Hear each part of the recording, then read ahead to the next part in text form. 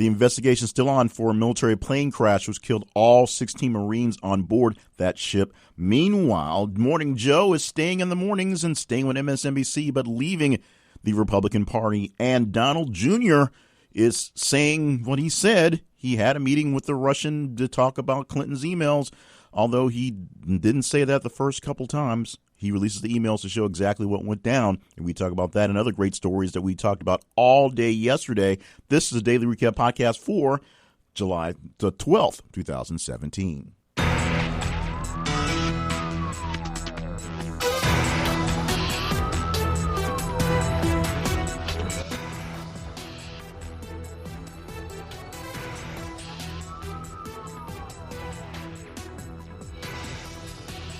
And welcome to the podcast. My name is Jay Cookenpayne. I'm your host for This Is the Conversations Daily Podcast, also the weekly wrap-up podcast that will happen 3 days from now on Saturday. Getting ahead of myself with the week last week with the holiday. Got a little weird with days.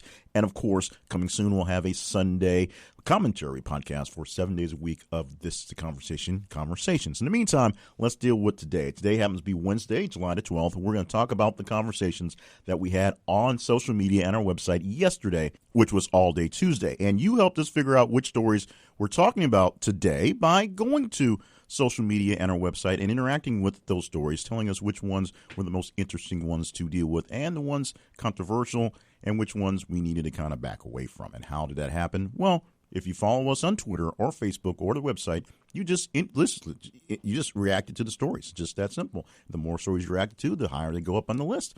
On Twitter, we're th_conversation. Facebook, find us by searching for This Is the Conversation, and our website, as we've said many times, and many times this morning, thisistheconversation.com. Now, let's get into the stories for yesterday, I should say, to make the podcast for today. Starting off with David Brooks, who's a columnist for the New York Times, who wrote a column on class warfare that puzzled many people out there who were trying to figure out how exactly he is qualified to talk about class warfare when the whole column made absolutely no sense. The basic breakdown of the column is that rich white people are basically ruining the chance to have a diverse and larger middle class by putting everything in the favor for themselves and their kids to prosper while allowing or not allowing people of lower middle class or lower class to advance into the higher ranks, essentially not letting the survival of the fittest, you would say, work itself out where some people would drop down and while others drop up.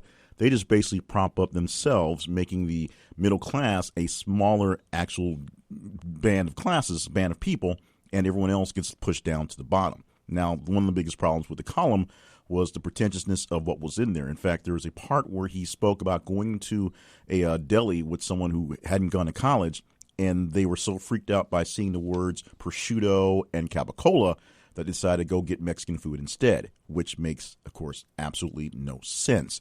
Also, some talk about European football, i.e. soccer and back and forths, that just made pretty much ridiculous banter for the sake of filling up some space in a column, apparently. And the internet jumped on this one pretty quickly, calling David, calling him pretty pretentious and stupid and all other words that are a lot less nice than those words. Check it out. Of course, they lived there forever. It's basically on the battle of the middle class or the classes, class warfare itself, and how it's unfair. It's of course slanted in the favor of folks who are the top of the class. However, the article essentially ruins the message so that no one's getting what's in the message, but just basically jumping on David Brooks. Meanwhile, we go on to Kermit the Frog next. Because why not? Kermit the Frog is getting a makeover, voice under, however you want to call it. The voice of Kermit the Frog is changing, and it's not because of something like puberty. It's because the man has been doing his voice for a long time, is officially out of the job. That being Steve Whitmore, who took over the job 27 years ago officially as Kermit's voice after the death of Jim Henson. He was Kermit's voice for essentially everything going on. Matt Vogel has actually been taking it in some parts. He actually did the voice for the Muppet Show that was on ABC, the comedy half-hour sitcom that was behind the scenes of Miss Piggy's TV nightly talk show. That was actually done by Matt Vogel. He will officially take over for the role full time, and his first time will be heard in the official role will be in the Muppets Through Thought of the Week video series that pops up online. That, of course, big news for Kermit fans and Muppet fans, the newish voice of Kermit the Frog. There was a military plane crash a few days ago in Mississippi that they're still trying to kind of solve the piece, to get the pieces together, solve the puzzle of how it went down, why it went down. 16 dead as the plane crashed down in rural Mississippi. They're full of Marines. 7 of the Marines on the plane were members of a special elite unit, and they were based out of Camp Lejeune. They were carrying all their weapons and all their ammunition, which is one of the big reasons why the plane crash was such a big deal. It went down, and they couldn't secure the area for a while the plane was burning because of small ammunitions fire, the heat firing off ammunitions. And, of course, they're cordoning off the area to keep people from getting in the way of that as well. 9 other Marines killed from Orange County, New York. They were the crew for the KC-130T aircraft, which is based out of New York. Now, the C-130s are a old aircraft, although this one isn't necessarily 40 years old, but it's been the workhorse of the military and the Air Force specifically, and just many other transport units since the 60s. It can be used and modified for various different things. It can be used to carry heavy weapons for combat. It can be used to pull troops out of areas. It can be used for refueling, aerial refueling and things like that. So it's a very versatile plane. The C-130 is essentially the base model, and then you add letters and numbers and dashes to make it what you want it to be. Now, right now, the transport plane, which of course was carrying the 15 Marines and 1 Navy corpsman, was moving personnel and equipment from North Carolina to a western base to train before they were going off for deployment. Of course, the president sent his note of condolences to the loss of the men, and we're still trying to figure out what exactly went wrong with the plane going down in Mississippi on Tuesday. Donald Trump Jr. has put his foot in his mouth, or his email in his Twitter, you would say, by going back and forth on the story of his meeting with the Russian lawyer. Now, initially it was just kind of a meeting, and then it turned into a meeting dealing with the sanctions levied on the United States, or the United States levied on the Russians, that turned into the sanctions that kept Americans from adopting Russian children. And then it turned into, this lady apparently had some dirt on Hillary Clinton and wanted to give it to me. And that's exactly how it went down, 3 different types of stories. And to kind of mark exactly what happened, Donald Trump Jr. released all his emails, the email chain. We assume they're all emails, but it's a long chain of emails that went back and forth that eventually pulled in his brother-in-law, Jared Kushner, and Paul Manafort, who was a part of the team for the Trump election committee. Now, all these people showed up for a meeting with a Russian person who apparently supposedly had dirt on Hillary Clinton during the election. She essentially had no dirt, so Trump Jr. thought this meeting was a waste of time and never let this known to his father. His father found out about this essentially as news broke out while he was at the G20 summit last week. And while the back and forth has been going on, we've been hearing plenty of weird things. Donald Trump is, of course, tweeting about this being the greatest witch hunt in political history, this point in particular, not the whole thing, just him chasing Donald Jr. And Donald Jr. is defending himself, saying that it turned out to be no big deal. Some people are saying the meeting itself is not illegal, but the fact that he thought he was meeting to get dirt on another campaign, which coming from a foreign entity, which that part makes it illegal, is the key. We'll find out how this thing is going on, but this actually goes into the big bucket of things being looked into by the special prosecutor, Robert Mueller, who is looking over the whole Trump thing at this point, not just a Russian collusion thing, but just the Trump thing is the only way you can describe it at this point. Mitch McConnell is going to delay the start of the U.S. Senate's August recess. Why?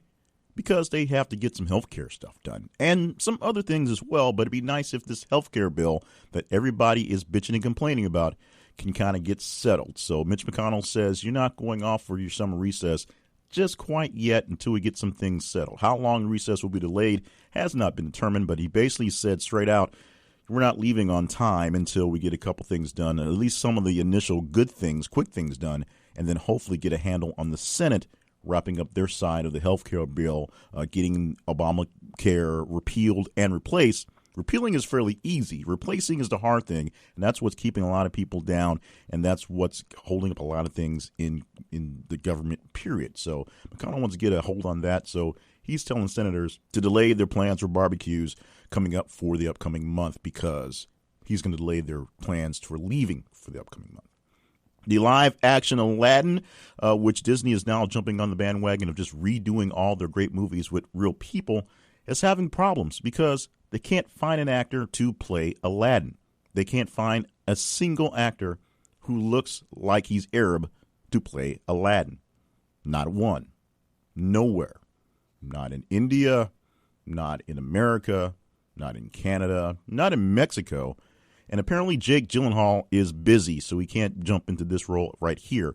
Now, the internet, as you would expect, jumped all over this one because it's not like there's not a whole place called Bollywood where there are actors with dark-colored skin who look like Aladdin, who could play Aladdin. The biggest issue is, as Hollywood likes to cast, in some of these cases, names or faces that they know. The names and faces that they know don't necessarily have the chops to make it work out. Some of the more popular Bollywood actors that they would go for are a little older. They're in their 30s, and they'd like somebody somewhere in their 20s. Some of them are known for more dramatic roles and not necessarily for singing and dancing and doing flips like that. What came about as a weird thing is so many people started dropping names on who could be a part of this. They dropped plenty of younger Bollywood stars. They dropped plenty of younger Indian model-type people. They dropped out the name of a WWE star who was like, dude, I got this. We can do this. Let's rock this thing. I'm already here. So Disney, unfortunately, having problems finding their lead Aladdin. Also probably having issues finding their lead for the ethnic versions as well. Rumor has it that Will Smith will play the genie, and they're looking for an older type person to play Jafar, but the actual Aladdin still not quite cast yet. Scientists believe that drinking coffee can help extend your life or stave off death, any way you want to put it. And the researchers from the Imperial College London and an international agency for research on cancer, that's the IARC, if you will, analyzed data on the health and coffee drinking habits of more than 500,000 people in 10 European countries, found that those men who drank at least 3 cups of coffee a day, 18% less likely to die from any cause than non-coffee drinkers. Women experiencing about an 8% reduction in mortality in the same period. So there you go.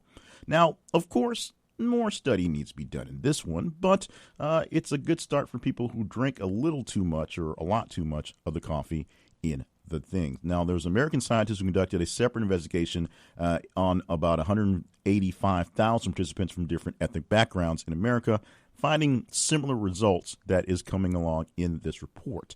So 3 coffees a day, a good thing. Whether less than 3 or more than 3 becomes an issue, well, that's more of an issue of digestion and circulation, how well your body actually takes to drinking the dirty bean water. But for the most part, a little bit of caffeine, a little coffee, or a good bit of coffee can help you live a longer life.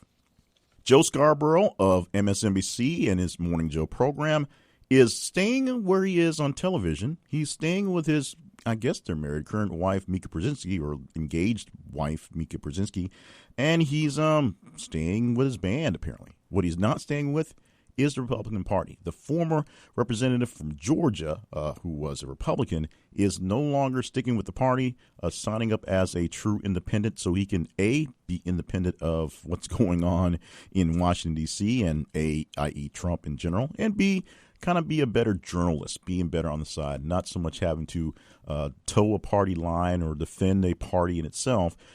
He can literally just be an independent. Now, what that really means for anything, who really knows? But what it means for the overall, I guess, good of the party system is there's one less person who has to actually try to toe a party line or defend what one side does versus another side because he has that affiliation. He's wearing that jacket. So as he's no longer a Republican, he will no longer speak for or be forced to speak for Republican sides of things in his program, in his speeches, and whatever. He's probably not being asked to do that very much often anyway, number one, because of his attacks on Trump. Number two, he's been accused for quite some time as being what's referred to as a rhino, as in Republican in name only. Essentially, he's got the R on his jacket because it helps him get some funding, and there's party affiliations with that. But as far as the way he votes, the way he thinks, the way he talks, not exactly living up to the Republican, i.e. conservative values that the party stands for. So he no longer will do that on purpose because he no longer will declare himself as an actual Republican. And here's one that's a really quick one we need to get in there. There was a startup in India that was an umbrella sharing startup. You literally borrow an umbrella and put it back when you need one. Just like there's bike sharing programs and car sharing programs, they created an umbrella sharing program, which lost all 300,000 of its umbrellas in one weekend to massive theft, ending the startup for umbrella sharing. Those are all the stories that we got into, or a big chunk of the stories we got into for yesterday. And today we're expecting plenty more going on. Unfortunately, we're expecting plenty more going on in Donald Trump Jr., which will take a few days to work out all the kinks in that one. That's going to be a breaking news story that will be breaking for about a week or so. But that will probably pop in a few times with some updates as well. We also had an update early this morning on that iceberg that is now officially an iceberg. The ice shelf that's officially broken off of Antarctica. It is the size of Delaware, and it is in the water floating free. We'll have some details on that in the conversations. I'm sure you'll want to talk about that going on with all sorts of things that happens. And, of course, anything else that pops up throughout the day. We never really know until it happens. So make sure you are keeping up with us in your social media, following us on Twitter, th_conversation, following us on Facebook. Look for This Is a Conversation and thisistheconversation.com online. Check out the website for all the great features and check out some of our great sponsors helping us keep all these conversations going, at least keeping the website up, including Cloud9 Living, who has a great deal for you on gift certificates for dream vacation packages. You can buy the excursion of your life, of your dreams, whatever you want to do, and you can go do it by yourself without anyone else, because they're too afraid to run with you. They don't want to run with the bulls, then they don't have to go with you. If you want to run the bulls, go by yourself, all means. But you get the package set up through Cloud9 Living and get a gift certificate so you can get it whenever you want to. Check it out by going to thisistheconversation.com/Cloud9, CLOUD 9, and check out some other great sponsors there as well. In the meantime, check out my main website, jclevelandpayne.net, for more details on other projects I have going on.